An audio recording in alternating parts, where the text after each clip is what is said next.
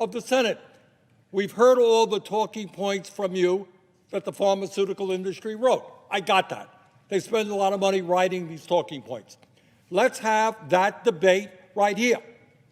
The bill that Senator Klobuchar and I are proposing is supported by over 80% of the American people, and I dare say a vast majority of the people of Idaho. If you want to oppose it, go for it. Let's have the damn debate right here on the floor. Here is the latest and most breaking news about Social Security, SSI, SSDI, and of course the fourth stimulus check. Lawmakers are ready to take action for the American people. A group of Senate Democrats just sent a letter to Kamala Harris. They urged President Biden to expand and reinstate the child tax credit through the Build Back Better Act, which is something that President Biden wants to get approved. This is really great news. I'm really happy to see Democrats are standing up for Americans that are financially struggling right now due to this ongoing crisis. I know, folks, that's a very tough time, especially with the cost of living increasing drastically over the past few months. The letter was signed by Senate Democrats Michael Bennet, Sherrod Brown, and Cory Booker. In the letter, the lawmakers described the expanded monthly child tax credit payments as the biggest investment in American families and children in a generation. The expanded payments increased the child tax credits from $2,000 with a tax return to $3,000 for children ages 6 to 17 and $3,600 for children under 6.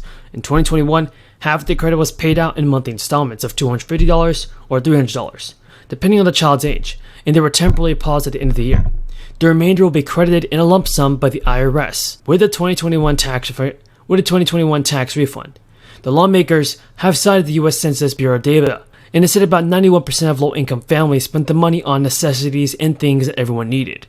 These payments were increased under the American Rescue Plan, which also provided a $1,400 third stimulus check to the American people.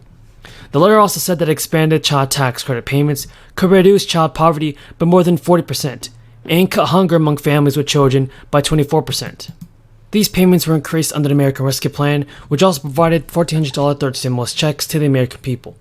The letter also said that expanded child tax credit payments could reduce child poverty by more than 40% and cut hunger among families with children by 24%. The letter also made the case that the payments would return the money to the economy.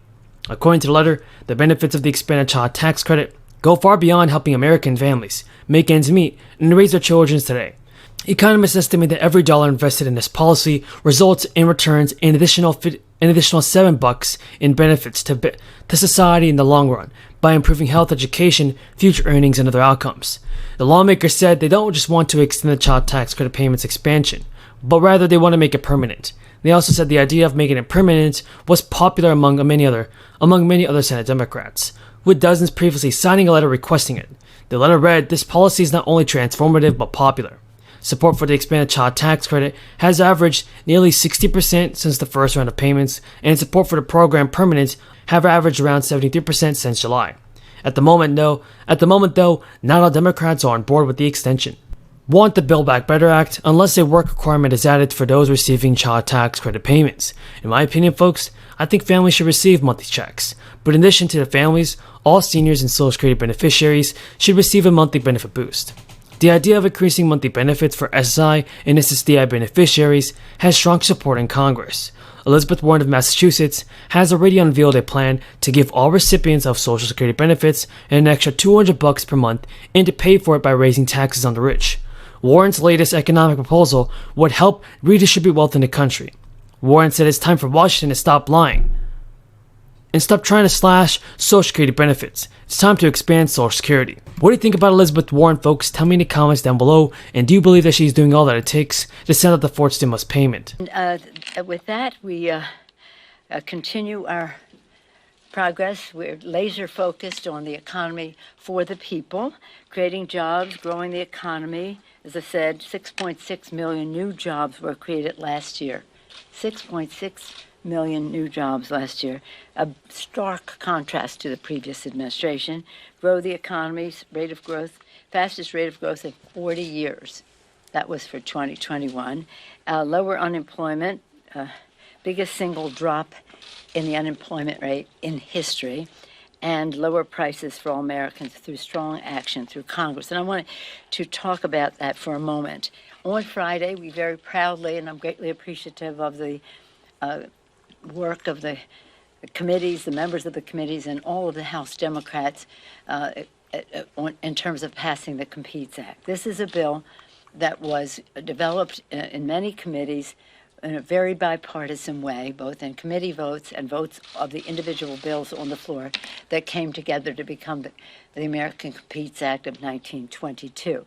So when the Republicans say, well, I'm not voting for it because I don't want to give President Biden a victory, or it wasn't bipartisan, it was. It was, and we can document that for you. But in any event, it is legislation that makes America preeminent in manufacturing and innovation and economic strength. It's about declaring our independence, our self-sufficiency as a nation as we reduce our dependence on factors of production coming from other countries holding us up. The critical legislation will bolster that independence and self-sufficiency in manufacturing, while positioning us to be the leader and continue to be the leader in the 21st century. It was needed to contain inflation. Inflation, when you reduce unemployment, sometimes inflation goes up. And so I wrote to my colleagues this morning, and I want to talk to you about that letter. It said, I write to you in pride and appreciation for passing the Competes Act. Again, it bolsters self-sufficiency and independence. I won't repeat that. It's also needed to control inflation. It will do so by committing $45 billion to address the supply chain challenge, which is raising costs for America's working families. There's just no question. The limitation on product increases the cost. And it goes on to say this: fighting inflation is an important part of our democratic agenda, economic agenda.